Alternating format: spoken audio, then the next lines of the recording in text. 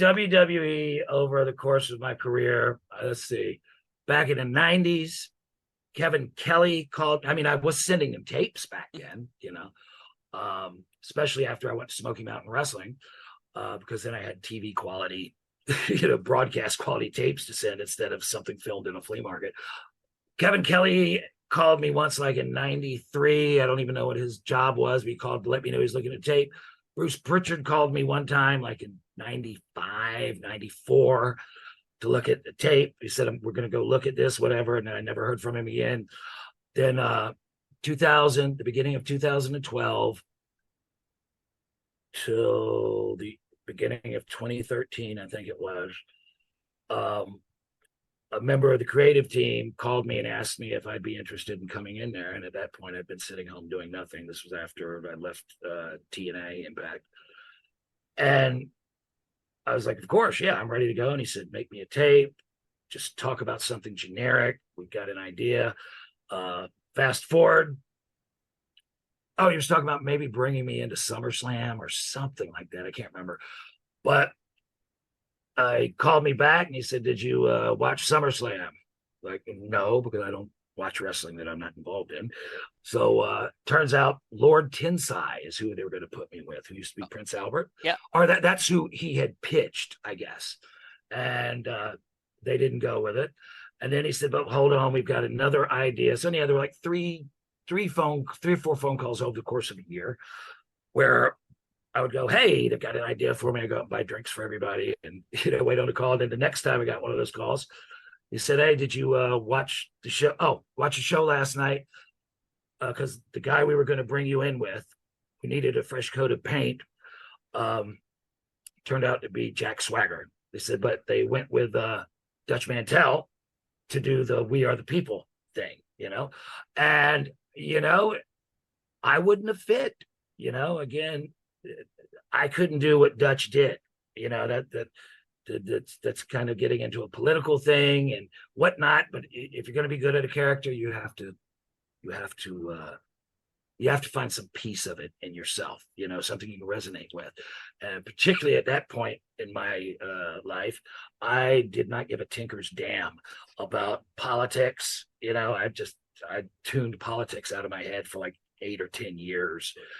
And Dutch did a hell of a job, and I would have never been able to do anything with that. And if they had brought me there, it would have been a failure. What I'm saying, I don't think I could have.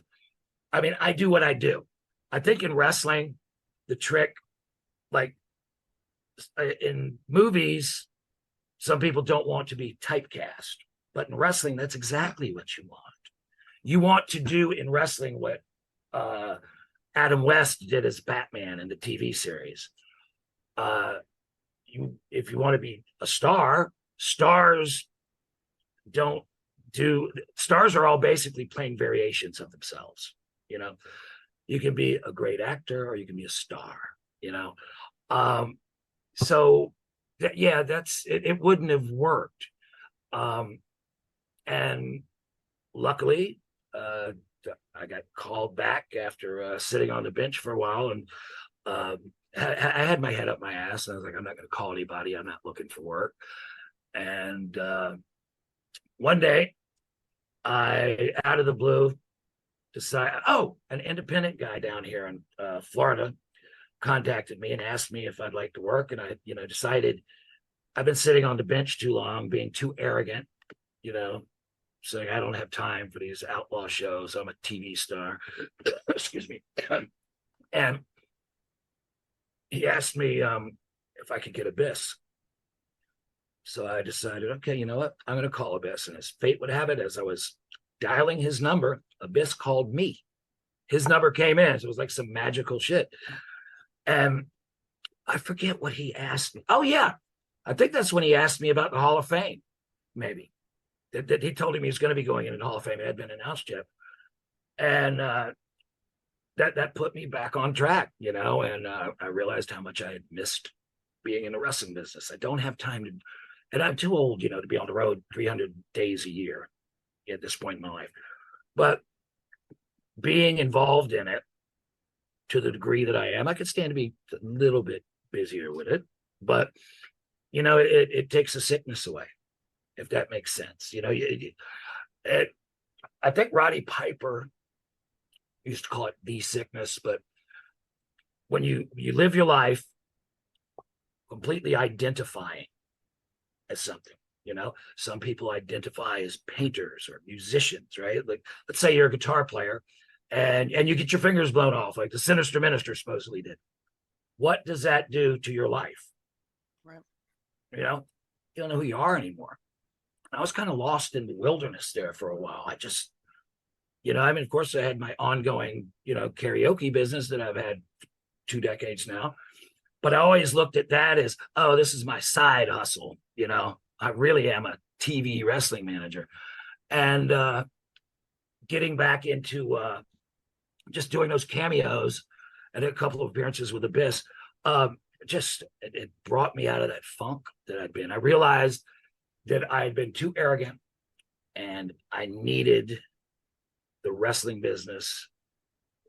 I needed to keep my fingers dipped in the pool of water a little bit, just to, like a heroin junkie takes methadone or something, just to take the edge off, because it's really what I always wanted to do. I mean, when I was a little kid, I used to basically say I wanted to be a supervillain. That there's no real job description for that unless you play one in the movies or in wrestling.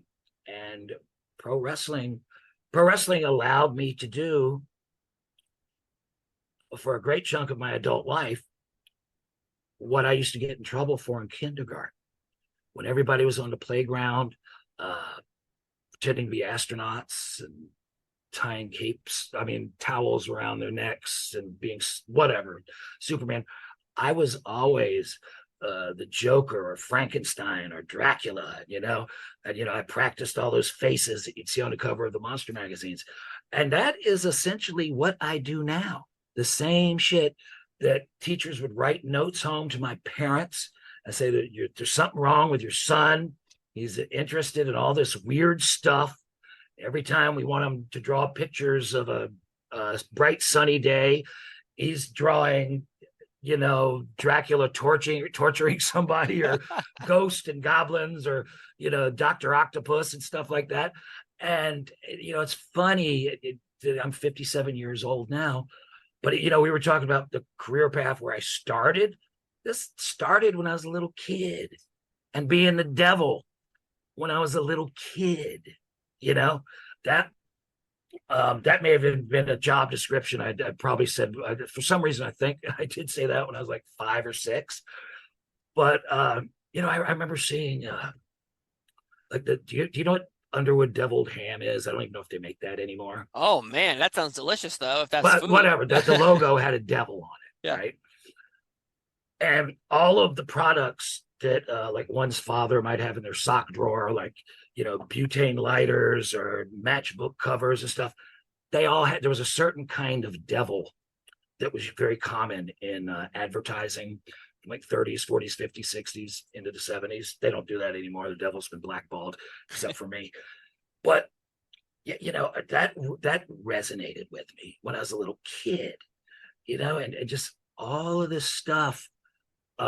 It's wild looking back at it, how I was able to put these various things that I enjoyed as a kid, that I was always told wouldn't get me anywhere. You're wasting your time looking at comic books. You're wasting your time with looking at wrestling, and it all, eventually came together. And then I've been able to combine it and put it all together in a coherent package as I've gotten older. And it's just been one hell of a journey. And that's why I think it's also cool that at this late stage of the game that I wound up in NWA, because NWA was the first wrestling I watched, 1974. It's like 8 years old. Jim Crockett Promotions, Mid-Atlantic Wrestling, Studio Wrestling, which is what we're doing now. It feels like I've come full circle. And that's one of the reasons I really have an emotional attachment to being involved with the NWA. It just feels like it's part of my destiny,